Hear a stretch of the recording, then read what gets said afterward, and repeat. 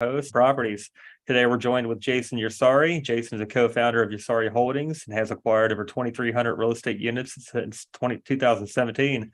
He hosts a multifamily live podcast and leads a multifamily investing club. Lives in Tennessee with the family. Jason, we're excited to have you here today. If you could let the listeners know a little bit more about yourself. Yeah, sure. So Jason Ursari down here in Tennessee. I grew up in New Jersey, lived in New York City for about a decade back in the early 2000s.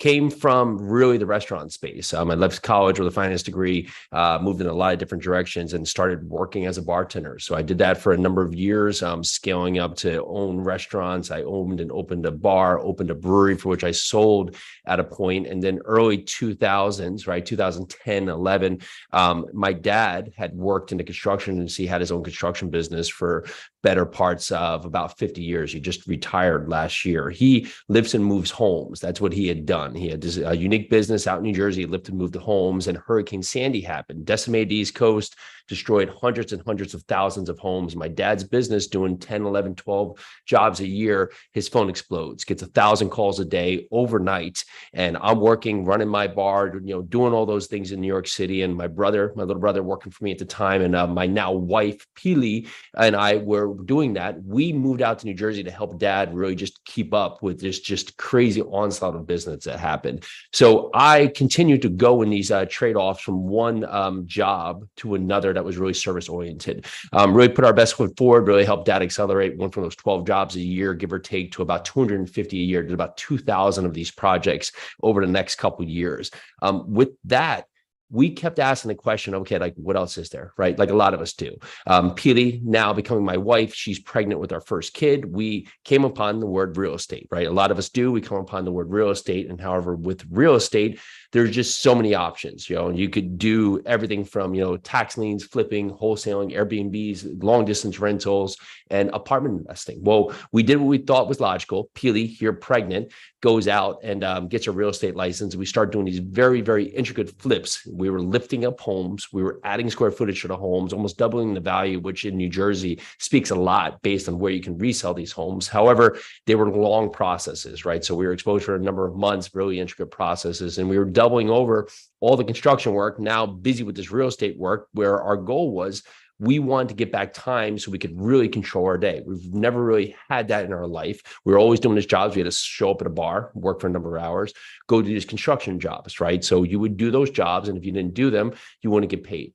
So we kept asking those questions. What else is there? We're trying to get our day and our life back so we could really explore having family life. And with that, we kept adding on all these activities. And although we were doing good with the real estate projects, we were going further and further away from that choice of wanting to get our time back. So we kept asking that question, what else is there, right? And it led us to Pili meeting someone at a real estate event who was doing out-of-state rentals.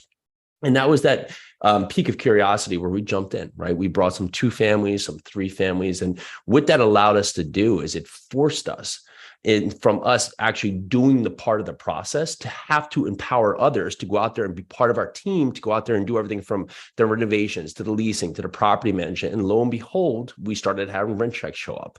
So that was that glimpse of us finding a way to be able to set up others to live their best life, to do their best things, while we could go out there and control the operations of the project.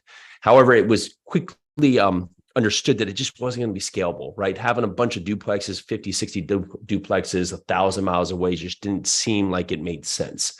So we kept asking that question, what else is there? And I came upon someone doing large apartment investing.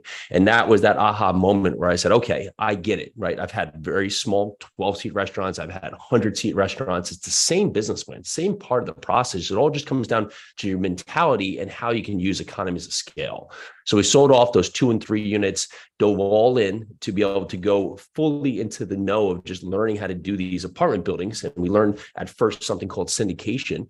Put together our team's processes, started looking in certain very select markets, and brought our first 94 unit. That was back in May of 2017.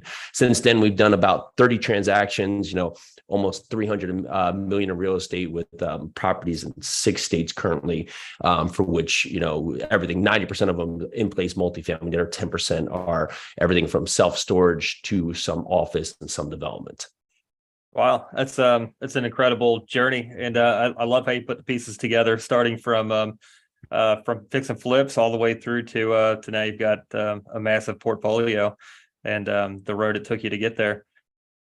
You've overcome a lot of disparities and just going out and getting it. So there's something called the 100-mile mindset. Can you touch on that a little bit for us? Sure. Yeah. The show is short, right? So I could go on for stories for days, right? But a lot of this is that, we either have reasons or results, right? We can tell ourselves reasons for why we don't get what we want, or we can find a way to get results. And with myself, I started running marathons right up to 2009, right? First one was New York City Marathon. Came out of school playing sports, grew up playing sports. And as you find, your friends, they get busy with life, their jobs, doing all these other things, and you don't get together to play football, basketball. So I started doing something I just never did, and that was long distance running. So I did what I knew, and that was marathons. Well, coming into 2017, 2018, I came upon the world of ultra marathoning. That can be anything basically above marathon level, 26.2 miles. But what I came upon was a 100-mile race. And I just always have said that, if I don't have the answers, it's because I didn't and haven't found how to ask the right question. So I kept saying to myself, like, how am I going to run this 100-mile race? It just seems like impossible. And if you think about it, like that's like a lot with our goals, right? We set up these big goals, but we never get started because we think of them as impossible. It could be anything like, I want this mansion. I want to meet that special someone. I just want to change jobs. I want to start eating right. I want to think about anything you're doing is that you set the goal as the one piece of the puzzle. We forget about the journey to get there. So when you do a marathon, you will set up a course of action where you will have maybe 12 or 16 weeks of training. Across those, you'll build yourself up to be ready for that race with really, 2 weeks before the race, you'll probably do some 20-mile runs to get yourself accustomed to this long distance running. Well, looking at this 100-mile race, I was like, well, I'm not going to do like 2 80-mile races like a week out from the race. So like, what else is there? And what has come upon is I actually heard something today that speaks to this a lot, the serenity prayer, where if you think about your life, we spend a lot of times focused on things that we can't control. But when you get back to focus on things that you can control, your life becomes that much better, because now you understand that everything's happening in your day. You can change or you can adjust, that you can either, take it as it is, or you can make it better. So I didn't know how to control getting ready for a 100-mile race. I'd never done it. And if I started a 100-mile race and I took that first step, and I'd be like, man, only 99.9 miles to go. And I'd be like, well, might as well just give up now. Like, where am I going to go? Right. And that's a lot. Like when we think about our goals, the same thing happens, right? We focus on this big goal. I want to climb Mount Kilimanjaro, right? I want to travel the world. I want to, start this new business, right? But the idea is so foreign from anything that we do that we forget. The only thing we can do is controlling. And that first thing is controlling taking that first step. So I kept asking, like, what can I do to prepare for this race? Well, I said, I'm going to get up every day for the next year and run 6 miles, no matter what. If it's freezing out, running. If it's a million degrees out, running. If my ear hurts, no problem. I'm running 6 miles today. I'm going to do it first thing in the morning when it's dark. My ear hurts and my nose hurts. If I'm, not feeling well, if you just name it, I'm going to run 6 miles. And I did that for the course of the year. So when I got to this race, I dove in for this race and started saying, okay, I don't know how to run 100 miles, but I know how to run 6 miles. So let's run 6 miles, get to that first aid station, and then, figure it out from there. So I got to that first aid station. Okay, well, let's just run another 6 miles and see where it takes us. So I did another 6 miles and then another 6 miles to the next aid station, then another 6 miles. And they say the first 50 miles is your legs. The last 50 miles of a 100-mile race is your mind. And that's most of us throughout our creative journey to get where we want with our goals, is that our mind stops us. So as I got further and further into this race, it might not be 6 miles to the next aid station. It might be, can I run another 500 steps? Can I run another 200 steps? Can I just run to that tunnel? And if I don't want to do it, can I just run to the next spot and figure it out from there and see if I don't want to run? If I'm good when I get there, well, okay, then I'll stop. But upon our journey, if we just take action, start really putting together the pieces, one foot in front of the other, we find that we get ourselves away from stopping because we've already started. And lo and behold, I run 200 feet, I run through the bridge, I run to the tree. And next thing I know, I'm at 100 miles, run in a consecutive series of 6 mile races that's gotten me to where I want and upon my goal, because I've spent the time focused on the journey and not scared myself from the ledge because the goal was so outlandish that I never could get started.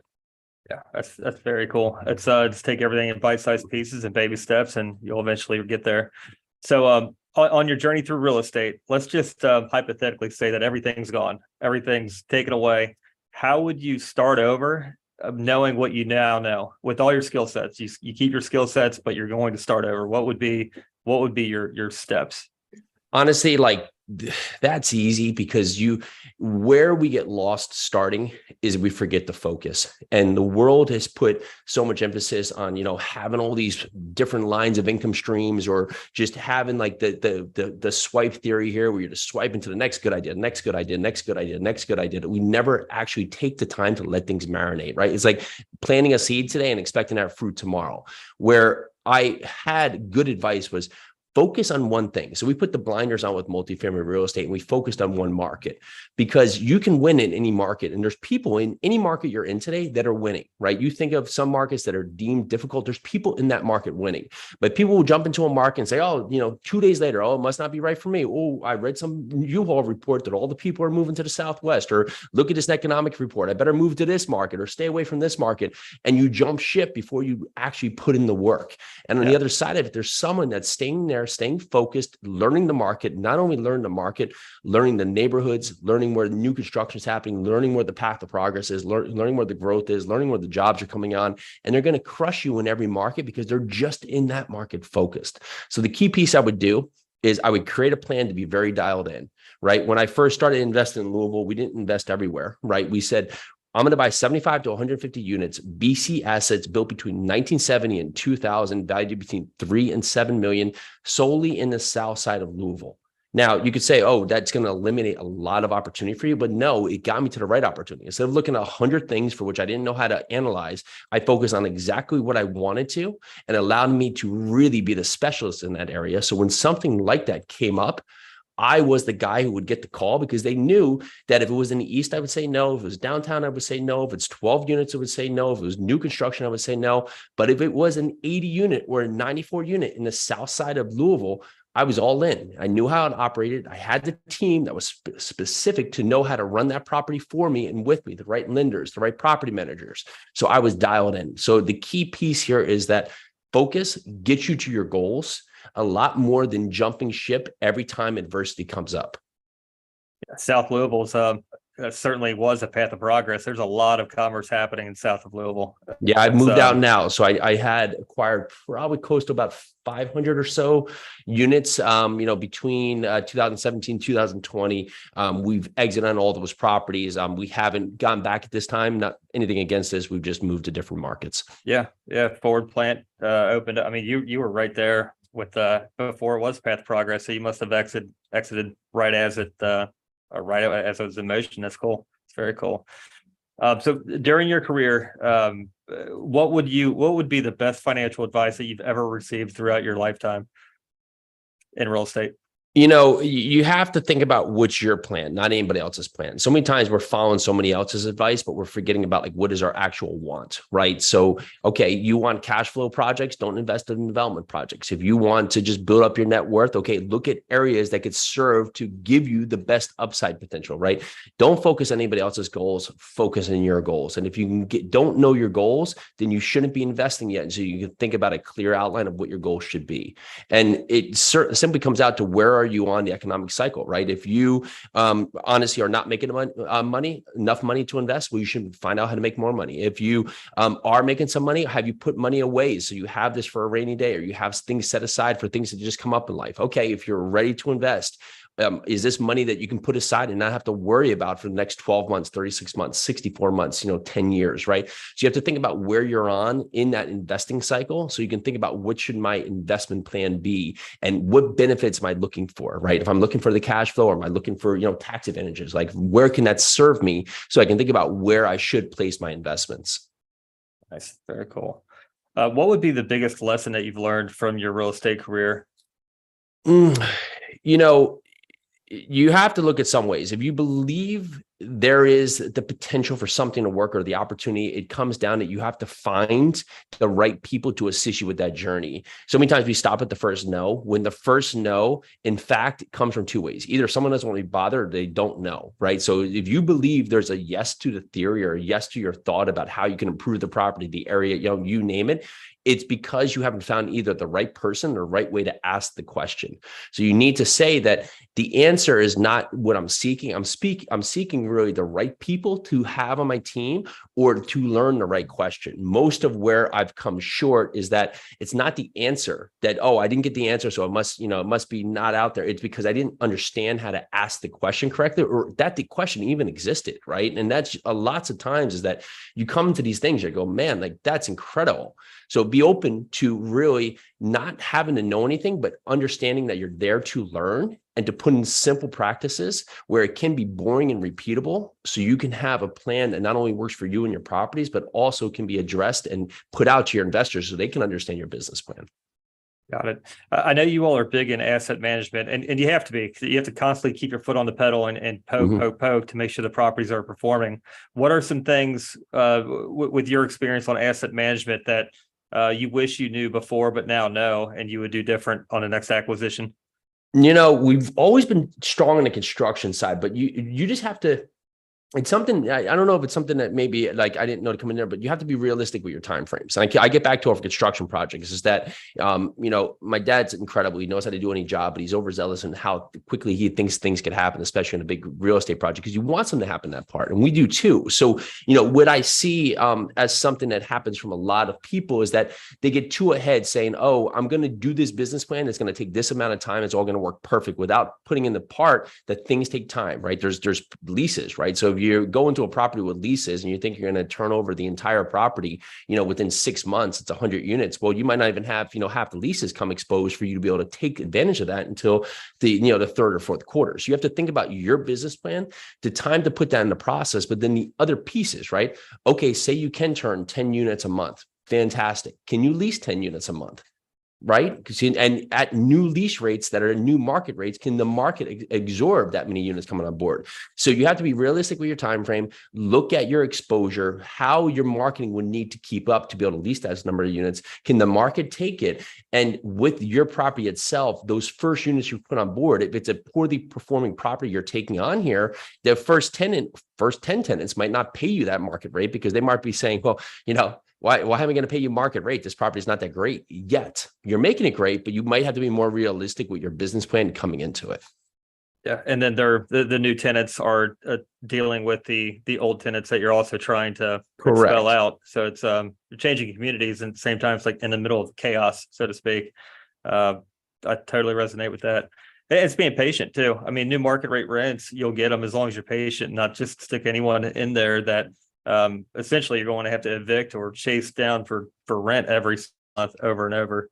Yeah. And that speaks a lot to this is that, these investments are not something overnight. It's not like a wholesale where you're going to be in and out. Most of business plans are a couple of years, right? 3, 5, 7, 10 years, right? Your business plan is. So you want to look at it and say, okay, am I with the right team, right? If you're thinking as a passive investor, are you with an operator that's going to stick in there, right? That understands this is not something to jump into for quick money, right? So if you look, an easy thing, you look in our Facebook page and in the last 6 months, they've been everything from Forex to crypto to open up, a coffee shop to all these other points. Like they're moving a lot of pieces. It may not talk to their longevity of where they are to understand that this is a long-term project.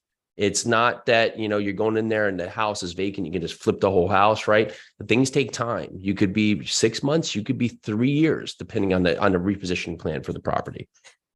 Yeah. It's patient and get it done. But at the end, it's it'll bear fruits as long as you've done it the best of your ability and the market plays out. I mean, you're increasing rent, you're changing communities, you're renovating things. I mean, you're ultimately increasing the value of the property through sweat equity and just time. What are your thoughts on the debt markets right now? You have to move with the tide, right? Of course, we can't predict. No one's thinking that interest rates would fly where they are, but you have to look at like where you should be in this market and honestly where your thoughts are about where the market's going to go. I think we're going to have a massive drop off in rates? Not yet, but I think we're going to cool off and, we'll part. So I've been putting on a lot of bank debt, right? So a 5-year fixed rate, something that doesn't have a very prohibitive back-end prepayment penalty. So one, if the market stays hot, right, and then, rates keep going up and, things just stay, or they even just stay even keel, I have a fixed rate for 5 years. So now I can just lock in, right? I can go out there, do my business plan. I don't have a lot of back end energy of, rates floating on me or just, rates moving out of control. However, if the market turns in our favor, we start to see a lot more aggressive lending terms compared to where we stand today. Well, then I can move out. I can capitalize on the market. I can change up, maybe, refi, whether it's just a rate refi and bring my rate down, or just change up terms to put a different loan product that now speaks to the time onto the property. So you constantly have to have your head in the swivel and just talk to a number of lenders, because you can have apple for apple lenders where one lender just decides that they're just not lending for this time frame, right? So you have to continue to really put yourself into the market, understand really from a lender side, what are they looking for? What kind of projects are going to meet their needs? Because the same lender you're working with 24 months ago might be off the table right now. Where are you all at with your capital raises, just as far as new projects? And are we actively doing them, or what in part? Just as far as nurturing your investors and bringing new projects in, and right now it's tougher for LP capital to place it from. Well, you're always going to be in two sides, right? It's either where we just were, right, where money was everywhere, but projects were really hard to come by, right? Now projects are easier to come by, but money's hard, right? You're always going to be on two sides. It's never going to be a perfect equilibrium or perfect balance, right? So now we are finding opportunities, but it's been more people on the other side that are just not into the investing stage right now. However, we're still closing properties that fit our need. We just closed on a 210 unit storage unit here east of Nashville. Was built 2 years ago. Prior to that, we just closed on a 65 unit. So we're still raising capital and putting capital's money to work. We've also had 14 exits now. We just had another one. We just gave back investors money, so they're ready to get back, put that money to work. So, but it's going to be time for everybody, right? We don't want investors, we don't want them to be forced to invest. We want to get back to say, okay, if this is right for you, here's a project we have. Continue to educate them so they can be in the know for when and how it can benefit them. So we're still raising, we're still doing deals, we're still closing out deals, we're still moving forward with our business plan. But again, we're putting on debt that's going to fit the need. We're not taking on ones right now that have, floating rate bridge or other things that are going to expose us to the short term. We're putting on fixed rate where we have time to our side, where we can make adjustments over the course of 5 to 7 years. Nice. Very cool. So for listeners listening in right now, they're looking to get into real estate. They're trying to connect the dots, learn terminology. How would you recommend that they start learning more information? What path would you recommend that they take? Hey, they're on this podcast right now. Listen more to your podcast, right? So get on your podcast, listen more, but pick one space. You don't know what you don't know. You don't know what you don't like, but pick one space and just try it out, right? Even if it's just, you don't want to go buy a flip, well, go work for someone and just offer your time for a week. Just see if you even like the part or the space of real estate. Where you get stuck, going to RIAs, and they're great, right? You meet a lot of people, but every month, every week, it's something different, right? You're just on this constant, revolving wheel of new ideas, right? And you never get started because everything sounds good. Well, try something. Just try something. Because what's the worst thing that happens? Oh, I hate that. Fantastic. Now you know not to do that anymore. Okay, go do the next thing, right? Maybe it's the third or fourth thing you hit it. You're like, this is sweet. I like this. Or you're like, you know what? This real estate thing's not for me. Cool. At least you got it out of the way. But don't sit on the sidelines. I'm constantly in learning mode. I'm going to die in learning mode. Doesn't matter. I'm never going to learn enough. I'm going to continue to learn. So there's never going to be this part where you're like, today I read my 614th book and I'm ready. You got to go out there, take the action steps based on what you've learned to understand how you can put it to work, because that's going to uncover new questions for you to get better answers. Yeah, that's connecting the dots along the way. It's a journey there, that's for sure. What are some books that you could recommend? So let's see what's been on the topic later. Go Giver, of course, is always a good book. I was reading Gary Vee's 12 steps, right? I was reading that recently. Man, you put me on a spot because I got a lot of things. My wife always loves the one thing. The one thing speaks a lot to it is that she loves unfocused too. David Goggins books are killer right there as you get out of the niche. The one, what's his name? Andy Frisella's partner in his mastermind there. The one is good, but a lot of it just speaks to clarity in your mission, but it's not the aggregate of how many books you can read. You can read one book or take one idea, but it's putting into action. Right. And that's most where we get lost. We get in a cycle. I read 52 books this year. Okay, cool. But have you used them? Right. That's the bigger piece of the puzzle. Have you used the information? right? Because that's the key piece of it is if you are going to excel, break your mold, break your patterns, break your habits, build your future by really taking the steps on creating good habits, well, then yeah, absolutely. You're going to find value in where you're going, right? They say what 45% of your daily activities is based on your habits, right? So repeatable habits. So, okay, 45% of your day is either good habits or bad habits, right? If it's bad habits, half your day is spent doing bad things. Stop, right? Start doing good things, right? Start doing good things and, your life will change. That's huge. That is huge. Very cool. Awesome. Jason, how can people get a hold of you? Sure. So we have a lot going on right now in a lot of good ways, a lot happening out there on socials. You can find me at Jason Yarusi, YARUSI across most social channels. I have a new podcast that just dropped, the Live 100 podcast, talking about the action steps that you can take to live your life at a level 100. You also have the Multifamily Live podcast where we talk about multifamily on all topics each and every day. So you can find us across those 3 formats all across the board. Very cool. Jason, I look forward to following you, and we'll certainly talk soon. Awesome. Thank you so much. Yes, sir. Bye.